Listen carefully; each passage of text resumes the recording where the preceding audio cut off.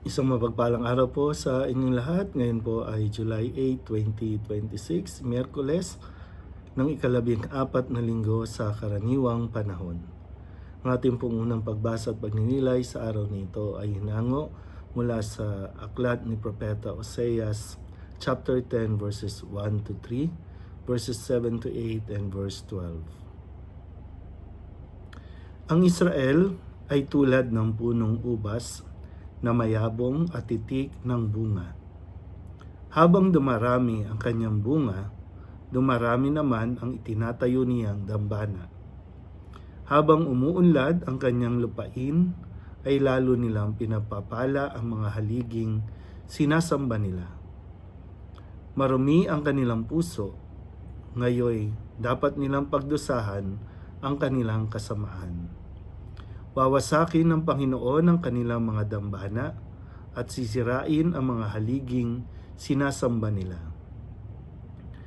Di magtatagal at sasabihin nila, wala kaming hari sapagkat hindi kami natatakot sa Panginoon. At ano ang magagawa para sa amin ng isang hari? Ang hari ng Samaria ay mawawalang parang bula. Wawasakin ng mga dambana sa burol ng Aven na naging dahilan ng pagkakasala ng Israel. Tutubuan ng mga tinik at dawagan ang kanilang mga dambana.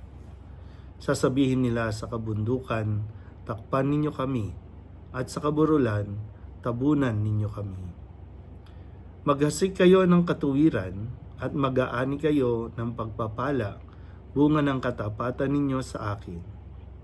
Bungkalin ninyo uli ang pinabayaang lupa, sapagkat panahon na upang hanapin ang Panginoon. Lalapit siya sa inyo at pauulanan kayo ng biyaya. Ang salita ng Diyos.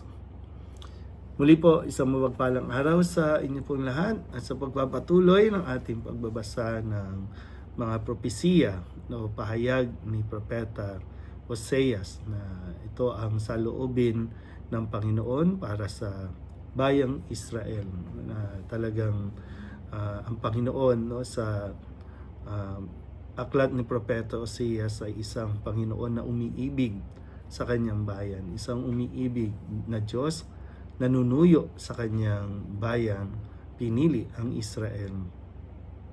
Sa kasawiang palad, ang minamahal na ito ay hindi naging kumbaga grateful, hindi naging mapagpasalamat sa nagmamahal sa kanila. Kung kaya habang sabi nga dito, habang sila ay umuunlad, lalo naman silang lumalayo sa Diyos.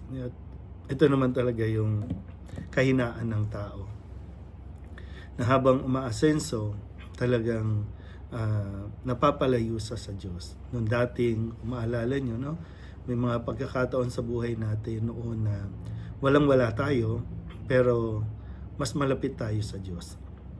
Noong mga panahon na mahirap tayo, naghihirap tayo, doon tayo laging o madalas na sa simbahan, walang palya sa pagsisimba, pero nung unti-unti na tayo ay umaasenso, umuunlad, parang unti-unti din ay nawawala tayo sa piling ng Diyos. Sa dami ng gawain, no, minsan nagiging mas priority natin yung mga meetings, yung mga pakikipagkita sa mga pwedeng makatulong o maging bahagi ng mga investment, ay nako-compromise natin yung oras at araw para sa Panginoon hanggang sa tuluyan na ngang lumayo ang tao sa Diyos. At dahil sa kanyang kayamanan, nagkakaroon siya ng kapangyarihan, kaya nababaliwala na o sadyang binabaliwala ang mga aral na ibinigay ng Diyos. At maging yung ugnayan nila dati, no? Yung dating closeness, yung dati mong hinahanap ang Diyos ay hindi mo na ito ginagawa kasi feeling mo nga hindi mo na kailangan ng Diyos. Pero sadyang